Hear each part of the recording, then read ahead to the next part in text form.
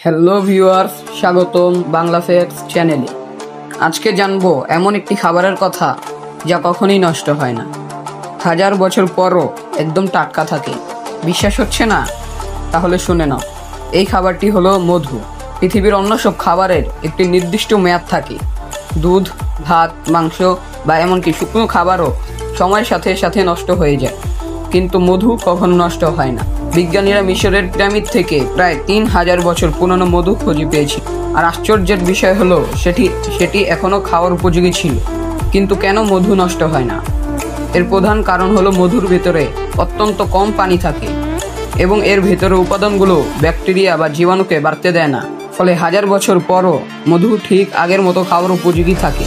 মধুর এই গুণের কারণে প্রাচীন যুগে মানুষ শুধু খাবার হিসেবেই নয়, বরং ওষুধ হিসেবেও ব্যবহার করত। ক্ষত সারাতে, শক্তি বাড়াতে এবং বিভিন্ন রোগ নিরাময়ে মধুর ব্যবহার এখনও হয়ে আসছে। তাই আমরা যদি সুস্থ থাকতে চাই তাহলে প্রতিদিন সামান্য পরিমাণ মধু খাওয়া আমাদের শরীরের জন্য অনেক উপকারী। তো বন্ধুরা, আজ জেনে নিলে মধুর এক অবিশ্বাস্য রহস্য। এখন থেকে যখনই মধু দেখবে, মনে রেখো এটা এমন এক খাবার যেটা হাজার বছর পরও ঠিক থাকবে।